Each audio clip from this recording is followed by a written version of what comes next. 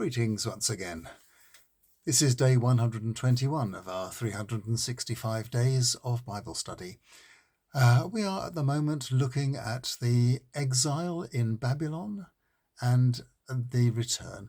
And at the moment we are looking at how things developed in those early days of the exile.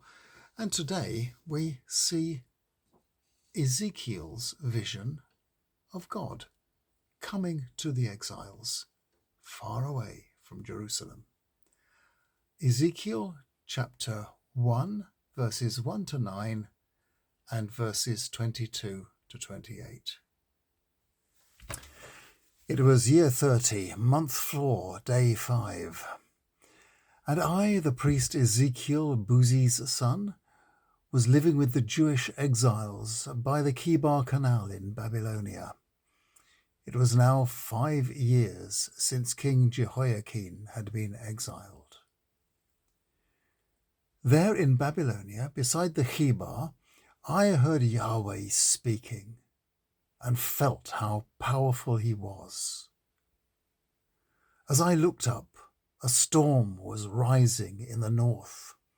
Lightning was flashing from a huge cloud, and all round it the sky was aglow. Where the lightning flashed, there was something shining like polished bronze. Right in the middle of the storm, I could see what looked like 4 humans, but each of them had 4 faces and 4 wings. They had straight legs and hoofs like a bull, and it was these that looked human, that shone like bronze. Also they had 4 human hands each, one under each wing. 2 wings of each of them were spread out, so that they formed a square with wingtips touching. And when they moved, they did so as a group together. Above the heads of the beings there was something dome-like, made out of brightly shining crystal. The beings were standing there with their wings touching. Their other wings covered their bodies. In flight, their wings made a loud noise like the roar of the sea or a huge army on the move, or the voice of God Almighty. They stopped flying and folded their wings, but there remained a sound coming from up there above the dome. There I could see something like a sapphire throne, and sitting on it something that looked human, shining like bronze in the midst of a fire, shining brilliantly all over with all the colours of the rainbow. This dazzling light revealed Yahweh's presence. Erich von Däniken and other believers in ancient contacts with aliens loved this vision for the complexity of its description. They interpret it as a primitive person's description of a high-tech transport landing in the desert.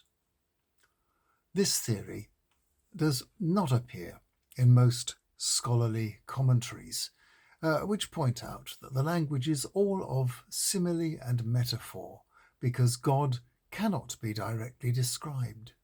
It is an awesome description of the indescribable.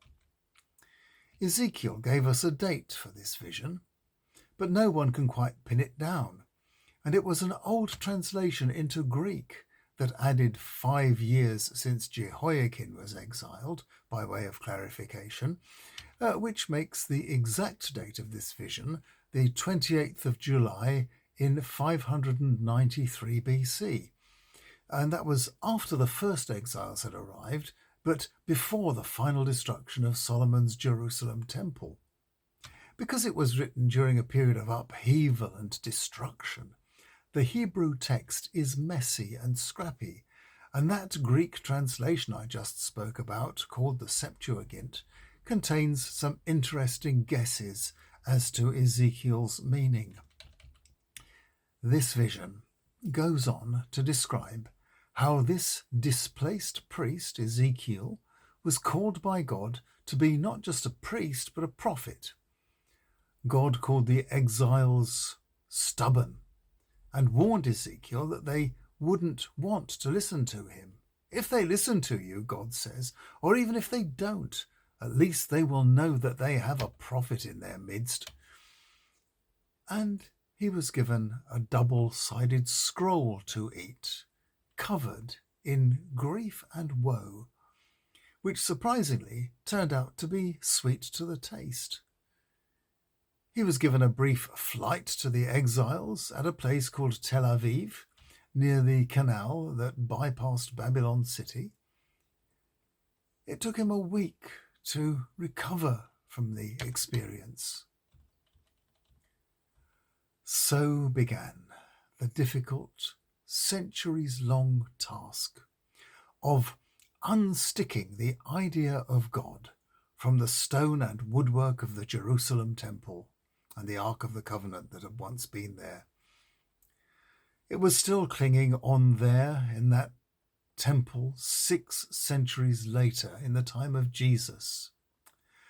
Yet another replacement temple was in the process of construction by orders of Herod the Great, and this was to be the last Jewish temple on that site in Jerusalem. It was to be destroyed in its turn by future Roman Emperor Titus in 70 AD. Because of a dream recorded in the Quran that Muhammad had about visiting God from the Temple Mount, a Muslim shrine now occupies its presumed former site, and Jews now pray at a remaining sustaining wall that still holds up the summit of that presumed site. Of course, Christians do go on pilgrimages, but we don't have to. We don't have to go to holy places to meet God. God is known to be everywhere, thanks to Ezekiel and this unique vision of God's arrival in Babylonia. Tomorrow, we shall explore more from Ezekiel, expanding on the same subject, and I'll see you then.